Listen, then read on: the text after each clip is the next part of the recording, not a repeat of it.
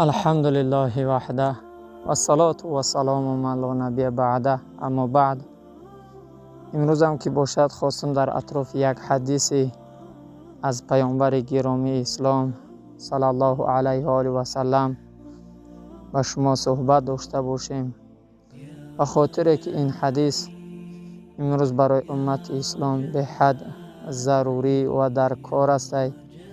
چگونه که درخت وقتی که هوا بسیار گرم شود به آب محتاج می شود، آب طلب می شود. امروز امت اسلام هم به این حدیث پیغمبر بسیار محتاج هستند. بسیار فهمیدنی هست برای امت اسلام، علل خصوص برای مردم غریب. این حدیث را اگر چند روز پیشتر کمی بیان کرده بودم و امروز میخواستم و پرگی این حدیث پیغمبر به شما بیان کنم. از عایشه صدیقه طاهره مادرمون رضی الله عنها اگر اشتباه نکنم حدیث روایت میکند، میگه جناب پیامبر گفت بهترین عملی که الله او را دوست می‌دارد. عزیزان دل خوب تفکر کنید در حدیث. عمل مشکل نیست، بلکه اندیشه در کار، فکر در کار و عمل کردن در کار بر این حدیث. جناب پیامبر میگه بهترین عملی که الله او را دوست می‌دارد و با او محبت دارد بعد عمل فرض، یعنی مثل نماز، روزه، و بعد عمل واجب مثل قربانی،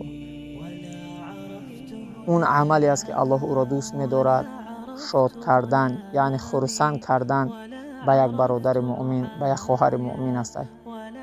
یعنی بهترین عملی که الله او را دوست می‌دارد بعد عمل فرض و واجب این عملی بوده است که شاد میکنه یک برادر مؤمن تا، یک خواهر مؤمن تا.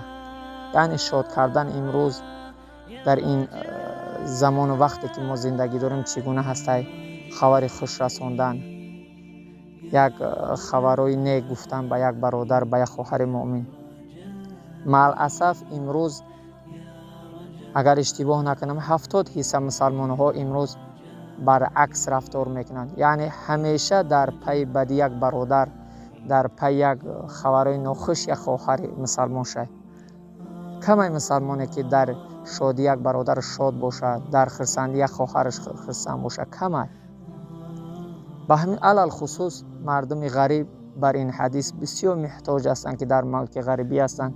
لیکن امروز در شبکه ها بعضی برادرها و بعضی خواهرها برای چند مبلغی که حلال است یا حرام الله خودش دانای، بعضی خبرهای ناخوشی بر دروغ نشر میکنند که غریب برادر غریب، خواهر غریب خود دلمانده هست، خودش پریشان است، کار میکنه مانده هست.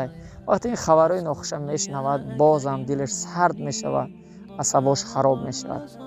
به همین خاطر عزیزان دل کوشش کنید که در برابر هر برادر مؤمن تو، هر خواهر مؤمن تو در خبر خوش رساندن پیش قدم باشید. از خبرهای ناخوش اگر چند او خبر در ناموس یک برادر باشد یا که در عیب یک برادر یک خواهر مؤمن تو باشد یا یگان خبر ناخوش از مصیبت باشد، اولا طرز او را بیان کنید که او خجالت نشود، او پریشان نشود یا در مصیبت به یگان بلا دچار نشود. و دوم این که وقتی که همون چیزی را که به اون برادر گفتنی میشه تا حد امکان کوشش کنید که همون را نگه تا که همون برادر، همون خواهر از من شما دل مانده نشود. و این حدیث پیغمبر اون حدیث مشکل نیست، بلکه عمل کردن من شما در کاره.